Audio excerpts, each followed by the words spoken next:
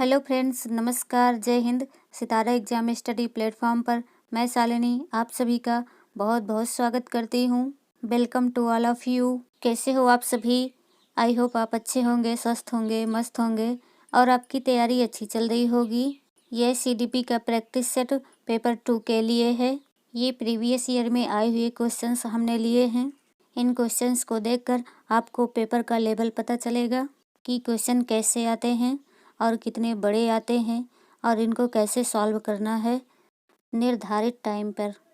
तो आइए चलते हैं अपने सेशन की ओर। चैनल को सब्सक्राइब कर दीजिएगा और लाइक भी कर दीजिएगा और शेयर भी कर दीजिएगा। चलिए स्टार्ट करते हैं। फर्स्ट क्वेश्चन है, एक शिक्षिका अपनी कक्षा में विविधता को संबोधित करती है। ए, विभिन्नताओं को स्वीकार करके और उसे महत्व देकर। बी कह रहा है, बच्चों को सामाजिक सांस्कृतिक पृष्ठभूमि का शिक्षा शास्त्रीय संसाधन के रूप में प्रयोग करके। सी कह रहा है, विभिन्न अधिगम शैलियों को समायोजित करके। और डी, मानक निर्देश देकर और निष्पादन हेतु सर्वमान्य मानदंड निर्धारित करके।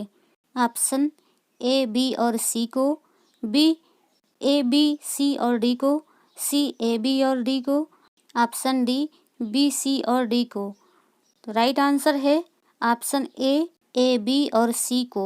विभिन्नताओं को स्वीकार करके और उसे महत्व देकर, बच्चों को सामाजिक सांस्कृतिक पृष्ठभूमि का शिक्षा शास्त्रीय संसाधन के रूप में प्रयोग करके और विभिन्न अधिगम शैलियों को समायोजित करके।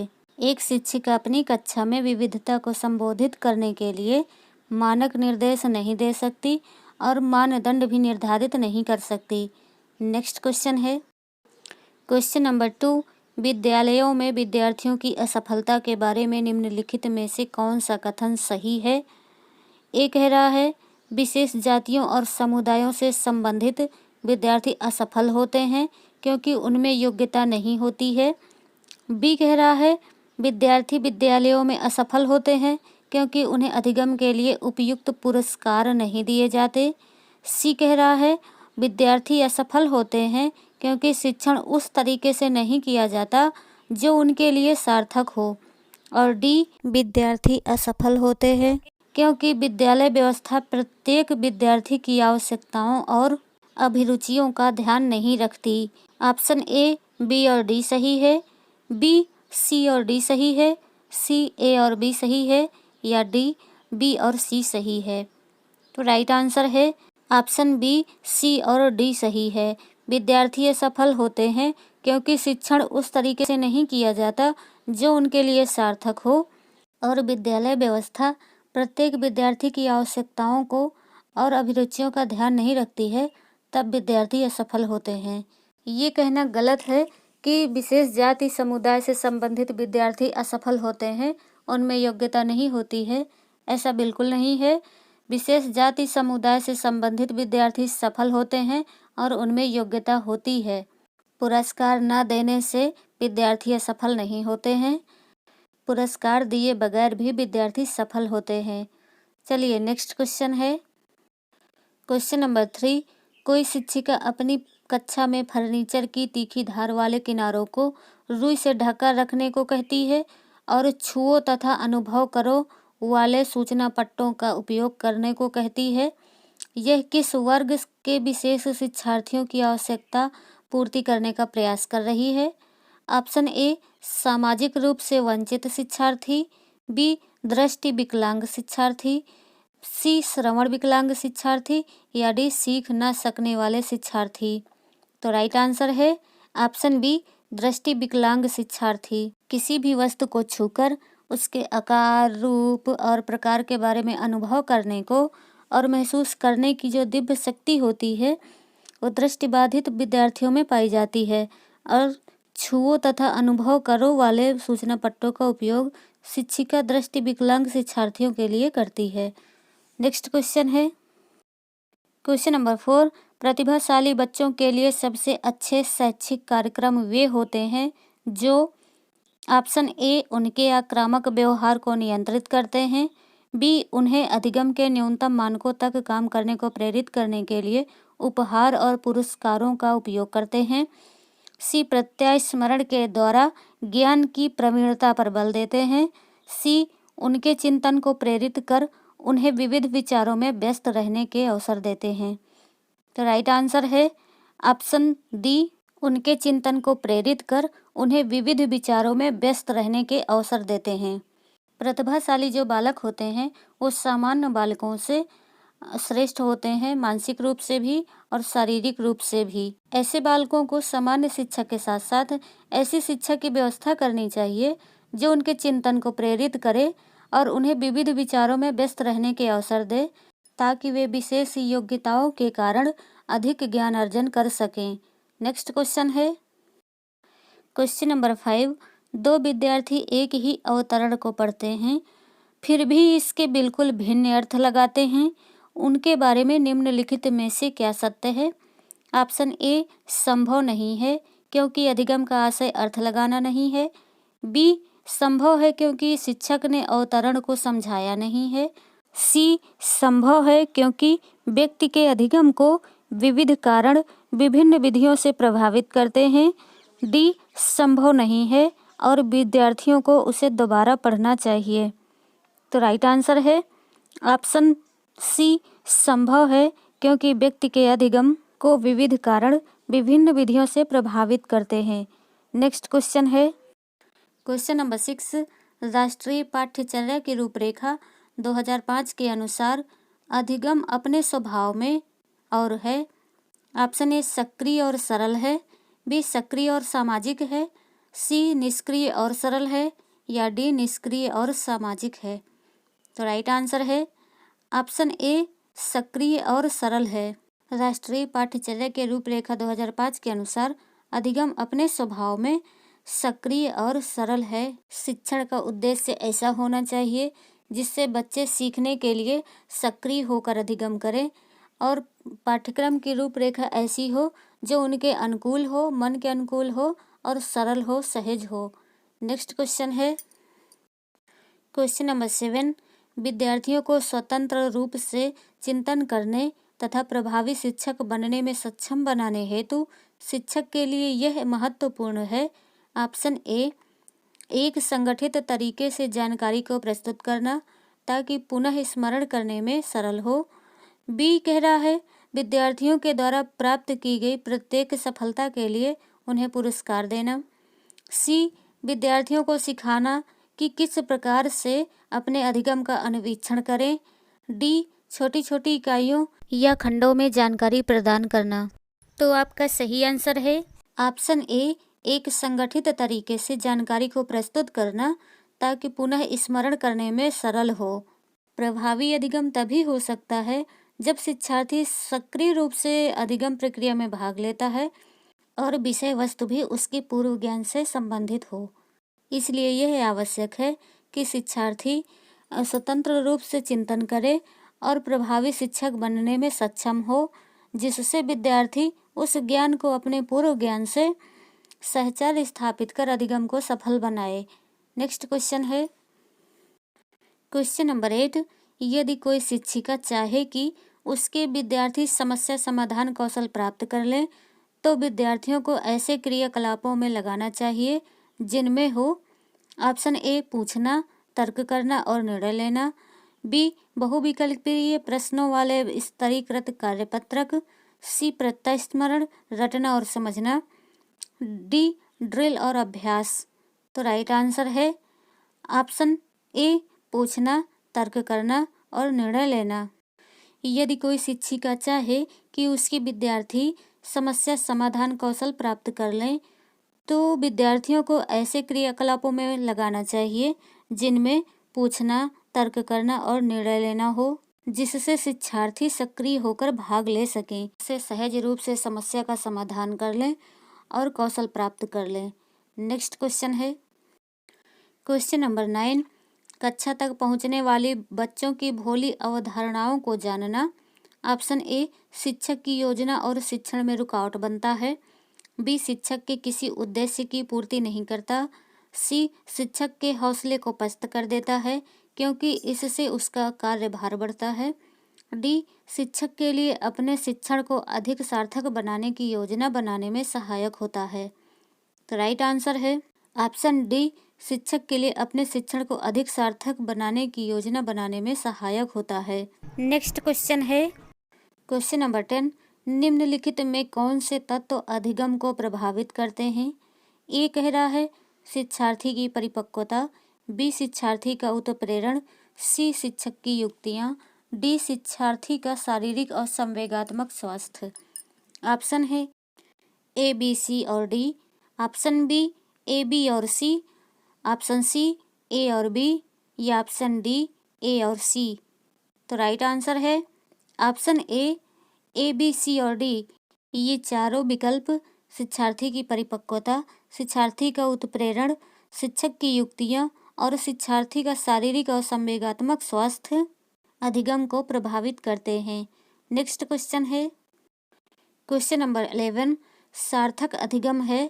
ऑप्शन ए, निजी अनुभव से ज्ञान की संरचनाओं का सक्रिय निर्माण, बी, उद्दीपक तथा उत्तर के बीच युग्मन तथा सहचर, सी, वयस्कों और अधिक सक्षम साथियों का अनुकरण, डी, दी गई सूचना का निष्क्रिय ग्रहण। तो राइट आंसर है ऑप्शन ए, निजी अनुभव से ज्ञान की संरचनाओं का सक्रिय निर्माण सार्थक अधिगम है। सार्थक व प्रभावी अधिगम वह है जिसमें बालक स्वयं सक्रिय होकर सीखता है तथा निजी अनुभवों से ज्ञान की संरचनाओं का सक्रिय निर्माण करता है। नेक्स्ट है क्वेश्चन नंबर 12, विद्यार्थियों के प्रभावशाली अधिगम के लिए निम्नलिखित में कौन सा शिक्षक के प्रारंभिक कार्यों में से एक नहीं है? ऑप्शन ए, शिक्षार्थियों की उपदेशात्मक विधि से सूचना प्रदान करना, बी, विद्यार्थियों से उच्चतर स्तर के प्रश्नों की उत्तर की अपेक्षा करना, सी ऑप्शन है विद्यार्थियों की उन अवधारणाओं को जानना जिन्हें लेकर वे कक्षा में आते हैं, ऑप्शन डी, बच्चों को यह सिखाना कि वे अपने अधिगम प्रयासों को कैसे देख और सुधार सकते हैं। तो राइट आंसर है आपका ऑप्शन बी, विद्यार्थियों से उच्च स्तर के प्रश्न के उत्तर की अपेक्षा करना। विद्यार्थियों से प्रभावशाली अधिगम के लिए उनके पाठ्यक्रम से संबंधित प्रश्न पूछने चाहिए, न कि उच्चतर स्तर के प्रश्न पूछने चाहिए और न निम्न स्तर के प्रश्न पूछने चाहिए। इससे शिक्षार्थियों में हीनता का भाव पैदा होता है और शिक्षण प्रक्रिया में बाधा उत्पन्न होती है। नेक्स्ट क्वेश्चन है क्वेश्चन नंबर 13, विकास के सिद्धांतों के बारे में निम्नलिखित में से कौन सा कथन गलत है? ऑप्शन ए, विकास परिपक्वन और अधिगम पर आधारित होता है, बी, विकास एक परिमाणात्मक प्रक्रिया है जिसका ठीक ठाक मापन हो सकता है, सी, विकास वंशानुगतता और वातावरण के बीच सतत अन्योन्य क्रिया से होता है, ऑप्शन डी, प्रत्येक बच्चा विकास के चरणों से गुजरता है फिर भी बच्चों में वैयक्तिक भिन्नताएं बहुत होती हैं। तो गलत कथन है ऑप्शन बी, विकास एक परिमाणात्मक प्रक्रिया है जिसका ठीक ठाक मापन हो सकता है। Option B is right answer. विकास एक परिमाणात्मक प्रक्रिया नहीं है, यह गुणात्मक प्रक्रिया है और इसका मापन नहीं हो सकता है। विकास शारीरिक विकास के साथ साथ बौद्धिक विकास भी होता है, सामाजिक और संवेगात्मक विकास होता है। विकास के परिवर्तन को सिर्फ अवलोकित किया जा सकता है, इसका मापन नहीं किया जा सकता है। नेक्स्ट क्वेश्चन है क्वेश्चन नंबर 14, यहाँ पर रिक्त स्थान भरना है। तथा कि विशिष्ट अन्योन्य क्रिया का परिणाम विकास के विविध मार्गों और निष्कर्षों के रूप में हो सकता है। ऑप्शन ए, खोज तथा पोषण, बी, चुनौतियां तथा सीमाएं, सी, वंशानुक्रम तथा पर्यावरण, डी, स्थिरता तथा परिवर्तन। तो राइट आंसर है ऑप्शन सी, वंशानुक्रम तथा पर्यावरण की विशिष्ट अन्योन्य क्रिया का परिणाम विकास के विविध मार्गों और निष्कर्षों के रूप में हो सकता है। बालक के संपूर्ण व्यवहार की सृष्टि वंशानुक्रम और वातावरण की अंतःक्रिया द्वारा होती है। नेक्स्ट क्वेश्चन है क्वेश्चन नंबर 15, विद्यालय और सामाजिकरण के बारे में निम्नलिखित में से क्या सत्य है? ऑप्शन ए, विद्यालय सामाजिकरण का पहला मुख्य कारक है, बी, विद्यालय सामाजिकरण का एक महत्वपूर्ण कारक है, सी, सामाजिकरण में विद्यालय की कोई भूमिका नहीं होती, या डी, सामाजिकरण में विद्यालय की बहुत थोड़ी भूमिका होती है। तो राइट आंसर है ऑप्शन बी, विद्यालय सामाजिकरण का एक महत्वपूर्ण कारक है। बालक जब विद्यालय जाना प्रारंभ करता है तो वह सामाजिक कार्यों में भाग लेता है, जैसे कि मित्र बनाना, उनके साथ हंसना, खेलना, बातचीत करना। फिर वह धीरे धीरे किसी न किसी टोली का सदस्य बन जाता है। परिवार के साथ साथ विद्यालय में भी बालक में अनेक सामाजिक गुणों का विकास होता है। नेक्स्ट क्वेश्चन है क्वेश्चन नंबर 16। जीन पियाजे के संज्ञानात्मक विकास के सिद्धांत के बारे में निम्नलिखित में से सही कथन कौन सा है? ऑप्शन ए, बच्चों के सांस्कृतिक आधार के अनुसार इन चरणों का क्रम बदला जा सकता है। ऑप्शन बी, पियाजे का तर्क है कि संज्ञानात्मक विकास चरणों में आगे बढ़ने की अपेक्षा निरंतर होता है। सी, पियाजे के संज्ञानात्मक विकास के 5 स्पष्ट चरण प्रस्तावित किए हैं। ऑप्शन डी, किसी चरण को छोड़ा नहीं जा सकता क्योंकि ये चरण स्थिर हैं। तो राइट आंसर है ऑप्शन डी, किसी चरण को छोड़ा नहीं जा सकता क्योंकि ये चरण स्थिर हैं। पियाजे ने कहा है कि यह आवश्यक नहीं है कि सभी बच्चों को विकासात्मक चरण एक ही समय पर दिखाई पड़े, परंतु यह निश्चित है कि सभी बच्चों को विकास के सभी चरणों से गुजरना पड़ता है, अर्थात संज्ञानात्मक विकास के किसी चरण को छोड़ा नहीं जा सकता क्योंकि ये सभी चरण निश्चित व स्थिर हैं। नेक्स्ट क्वेश्चन है क्वेश्चन नंबर 17। जीन पियाजे के द्वारा प्रस्तुत संरक्षण के प्रत्यय से तात्पर्य है कि ऑप्शन ए, वन्य जीव और वनों का संरक्षण बहुत महत्वपूर्ण है। बी, दूसरों के परिदृश्य को ध्यान में रखना एक महत्वपूर्ण संज्ञानात्मक क्षमता है। सी, कुछ भौतिक गुणधर्म वही रहते हैं चाहे बाहरी आकृतियां बदल जाएं।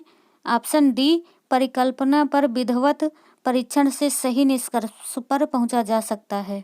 तो आपका राइट आंसर है ऑप्शन सी, कुछ भौतिक गुणधर्म वही रहते हैं चाहे बाहरी आकृतियां बदल जाएं। नेक्स्ट क्वेश्चन है क्वेश्चन नंबर 18। हार्वर्ड गार्डनर के बहुबुद्धि सिद्धांत के अनुसार निम्नलिखित का मिलान कीजिए। बुद्धि के प्रकार से अंत अवस्था का। ए कह रहा है संगीतात्मक चिकित्सक से है। बी, भाषिक कवि से है। सी, अंतर्वैयक्तिक खिलाड़ी से है। या डी, स्थानिक वायलिन वादक या मूर्तिकार से है। इसमें 4 ऑप्शन है जिसमें ऑप्शन ए राइट आंसर है। संगीतात्मक वायलिन वादक से है, भाषिक कवि से है, अंतर्वैयक्तिक मूर्तिकार से है और स्थानिक खिलाड़ी से है। ये मिलान हार्वर्ड गार्डनर के बहुबुद्धि सिद्धांत के अनुसार है। नेक्स्ट क्वेश्चन है क्वेश्चन नंबर 19। लेव वाइगोत्स्की के अनुसार ऑप्शन ए, बच्चे भाषार्जन की एक युक्ति से कोई भाषा सीखते हैं। ऑप्शन बी, वयस्कों और साथियों से अन्योन्य क्रिया करने का भाषा के विकास में कोई प्रभाव नहीं पड़ता। सी, भाषिक विकास मानव चिंतन के स्वभाव को बदल देता है। या डी, भाषिक विकास में संस्कृति की भूमिका बहुत कम होती है। तो राइट आंसर है ऑप्शन सी, भाषिक विकास मानव चिंतन के स्वभाव को बदल देता है। वाइगोत्स्की ने कहा है कि भाषा समाज द्वारा दिया गया एक प्रमुख सांकेतिक उपकरण है जो बालक के विकास में विशेष रूप से महत्वपूर्ण है। नेक्स्ट क्वेश्चन है क्वेश्चन नंबर 20। लॉरेंस कोहलबर्ग के नैतिक तर्क के सिद्धांत की अनेक बातों के लिए आलोचना की जाती है। इस आलोचना के संदर्भ में निम्नलिखित में से कौन सा कथन सही है? ऑप्शन ए, कोहलबर्ग ने अपने अध्ययन को मूलतः पुरुषों के नमूनों पर आधारित रखा है। ऑप्शन बी, कोहलबर्ग ने नैतिक तर्क के प्रत्येक सोपान के लिए विशेष उत्तर नहीं दिया है। ऑप्शन सी, अपने सैद्धांतिक रूपरेखा पर पहुंचने के लिए कोहलबर्ग ने पियाजे के सिद्धांतों को दोहराया है। ऑप्शन डी, कोहलबर्ग का सिद्धांत बच्चों के प्रत्युत्तरों पर ध्यान केंद्रित नहीं करता। तो राइट आंसर है ऑप्शन सी, अपने सैद्धांतिक रूपरेखा पर पहुंचने के लिए कोहलबर्ग ने पियाजे के सिद्धांतों को दोहराया है। लॉरेंस कोहलबर्ग के नैतिक तर्क के सिद्धांत की अनेक बातों के लिए आलोचना की जाती है, जिसमें से यह भी एक है। नेक्स्ट क्वेश्चन है क्वेश्चन नंबर 21। निम्नलिखित में से कौन सा अधिगम के आकलन को उजागर करता है? ऑप्शन ए, शिक्षक किसी विद्यार्थी के निष्पादन का आकलन दूसरों के निष्पादन की तुलना में करता है। बी, शिक्षक विद्यार्थियों की चिंतन प्रक्रियाओं पर ध्यान देने के अलावा उनकी अवधारणात्मक समझ का भी आकलन करता है। सी, शिक्षक मानक उत्तरों से विद्यार्थियों के उत्तरों की तुलना करके उनका आकलन करता है। ऑप्शन डी, शिक्षक पाठ्यपुस्तकों में दी गई जानकारी के आधार पर विद्यार्थियों का आकलन करता है। तो आपका राइट आंसर है ऑप्शन बी, शिक्षक विद्यार्थियों की चिंतन प्रक्रियाओं पर ध्यान देने के अलावा उनकी अवधारणात्मक समझ का भी आकलन करता है, जो अधिगम के आकलन को उजागर करता है। नेक्स्ट क्वेश्चन है क्वेश्चन नंबर 22। बाल केंद्रित शिक्षा शास्त्र का अर्थ है। ऑप्शन ए, कक्षा में सारी बातें सीखने के लिए शिक्षक का आगे आगे होना। ऑप्शन बी, शिक्षक द्वारा बच्चों को आदेश देना कि क्या किया जाना चाहिए। सी, बच्चों के अनुभव और उनकी आवाज़ को प्रमुखता देना। ऑप्शन डी, निर्धारित सूचना का अनुसरण करने में बच्चों को सक्षम बनाना। तो राइट आंसर है ऑप्शन सी, बच्चों के अनुभव और उनकी आवाज़ को प्रमुखता देना बाल केंद्रित शिक्षा शास्त्र का अर्थ है। इसमें बालक के रुचि, योग्यता, अनुभवों आदि को महत्व दिया जाता है। इसकी संकल्पना रूसो ने भी की थी। नेक्स्ट क्वेश्चन है क्वेश्चन नंबर 23। निम्नलिखित में से कौन सा कथन भाषा और विचार के बारे में पियाजे और वाइगोत्स्की के दृष्टिकोण का सही वर्णन करता है। ऑप्शन ए, दोनों भाषा को बच्चों के विचारों से जन्म लेती हुई मानते हैं। ऑप्शन बी, वाइगोत्स्की के अनुसार पहले विचार जन्म लेता है और पियाजे के अनुसार भाषा का विचार पर भारी प्रभाव पड़ता है। ऑप्शन सी, पियाजे के अनुसार पहले विचार जन्म लेता है और वाइगोत्स्की के अनुसार भाषा का विचार पर भारी प्रभाव पड़ता है।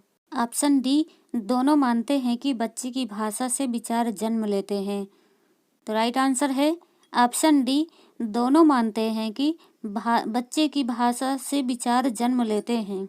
इनका मत है कि छोटे बच्चे द्वारा भाषा का विकास सिर्फ सामाजिक संचार के लिए नहीं किया जाता, बल्कि इनका उपयोग वे लोग अपने व्यवहार को नियोजित और निर्देशित करने के लिए करते हैं। नेक्स्ट क्वेश्चन है क्वेश्चन नंबर 24। विद्यालय यात्रा पर जाने के लिए पोती को अपने पिताजी से बहस करते हुए देख दादी कहती है, तुम अच्छी लड़की की तरह आज्ञाकारी क्यों नहीं हो? तुम लड़की की तरह व्यवहार करोगी तो तुमसे कौन शादी करेगा? यह कथन निम्नलिखित में से किसको प्रतिबिंबित करता है? ऑप्शन ए, बच्चों के पालन पोषण में परिवार की कठिनाइयाँ। बी, लड़कियों और लड़कों के स्वभाव के बारे में रूढ़िबद्ध धारणा। ऑप्शन सी, लिंग समरूपता। या डी, लड़की के लिंग की गलत पहचान। तो राइट आंसर है ऑप्शन बी, लड़कियों और लड़कों के स्वभाव के बारे में रूढ़िबद्ध धारणा है। नेक्स्ट क्वेश्चन है क्वेश्चन नंबर 25। शिक्षा का अधिकार अधिनियम 2009 के अनुसार विशेष आवश्यकता वाले बच्चों को पढ़ना चाहिए। ऑप्शन ए, खास तौर पर उन्हीं के लिए बनाए गए विशेष विद्यालयों में। बी, व्यावसायिक प्रशिक्षण केंद्रों में जो उन्हें जीवन कौशलों के लिए तैयार करेंगे। सी, घर पर माता पिता और देखभाल करने वालों के साथ जो उन्हें आवश्यक सहायता उपलब्ध कराएं। ऑप्शन डी, समावेशी शिक्षा व्यवस्था में इस प्रावधान के साथ कि उनकी व्यक्तिगत आवश्यकताओं की पूर्ति की जा सके। तो राइट आंसर है ऑप्शन डी, समावेशी शिक्षा में इस प्रावधान के साथ कि उनकी व्यक्तिगत आवश्यकताओं की पूर्ति की जा सके। नेक्स्ट क्वेश्चन है क्वेश्चन नंबर 26। जिस कक्ष में विविध पृष्ठभूमि से विद्यार्थी आते हों वहाँ एक प्रभावी शिक्षक क्या करेगा? ऑप्शन ए, समान आर्थिक पृष्ठभूमि के विद्यार्थियों का समूह बनाएगा और उन्हें एक साथ रखेगा। ऑप्शन बी, वंचित पृष्ठभूमि के विद्यार्थियों को कठिन परिश्रम करने के लिए कहेगा ताकि वे अपने साथियों के बराबर पहुंच सकें। ऑप्शन सी, समूह में वैयक्तिक भिन्नता को बताने के लिए उनकी सांस्कृतिक जानकारी पर ध्यान देगा। या डी, सांस्कृतिक जानकारी की अनदेखी करेगा और एक सर्वमान्य तरीके से अपने सभी विद्यार्थियों के साथ व्यवहार करेगा। तो आपका सही आंसर है ऑप्शन डी सांस्कृतिक जानकारी की अनदेखी करेगा और एक सर्वमान्य तरीके से अपने सभी विद्यार्थियों के साथ व्यवहार करेगा। एक प्रभावी शिक्षक सभी पृष्ठभूमि से आने वाले विद्यार्थियों के साथ एक समान व्यवहार करेगा। नेक्स्ट क्वेश्चन है क्वेश्चन नंबर 27।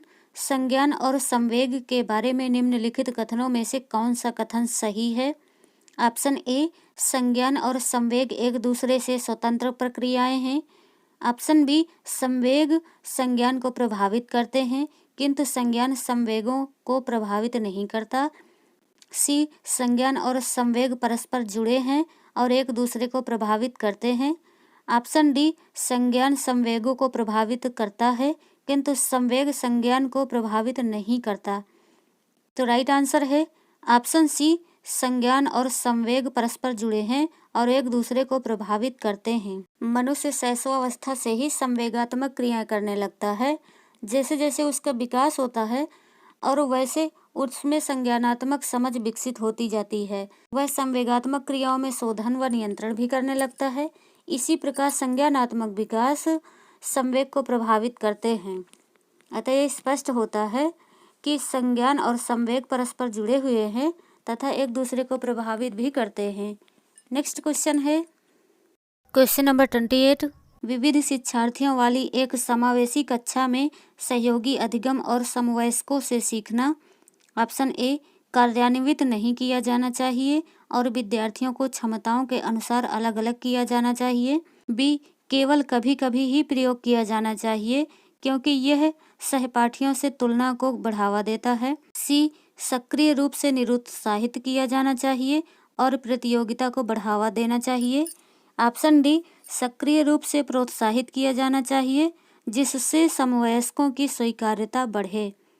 तो आपका राइट आंसर है ऑप्शन डी, सक्रिय रूप से प्रोत्साहित किया जाना चाहिए जिससे समवयस्कों की स्वीकार्यता बढ़े। विविध शिक्षार्थियों वाली एक समावेशी कक्षा में सहयोगी अधिगम और समवयस्कों से सीखना सक्रिय रूप से प्रोत्साहित किया जाना चाहिए जिससे समवयस्कों की स्वीकार्यता बढ़े। नेक्स्ट क्वेश्चन है क्वेश्चन नंबर 29। आकलन के बारे में निम्नलिखित में से कौन सा कथन सही है? ए कह रहा है आकलन से शिक्षार्थियों को यह सहायता मिलनी चाहिए कि वे शक्तियों और व्यक्तियों को देख सके और शिक्षक तदनुसार उन्हें ठीक कर सके। बी, आकलन तभी सार्थक होता है जब विद्यार्थियों का तुलनात्मक मूल्यांकन भी हो। सी कह रहा है आकलन केवल स्मरण शक्ति का ही नहीं, बोधन और अनुप्रयोग का भी होना चाहिए।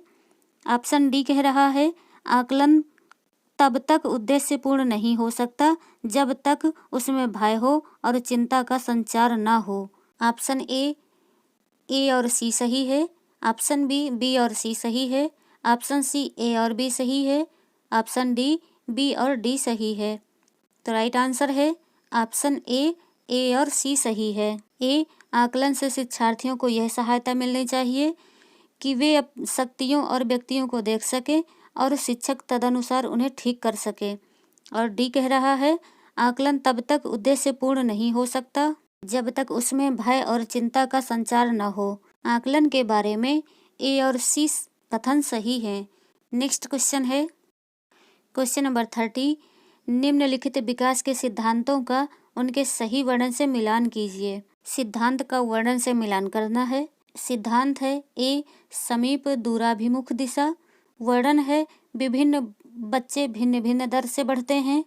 बी, सिरह पदाभिमुख दिशा। वर्णन सिर से पैर का क्रम। सी, अंतरवैयक्तिक भिन्नताएं।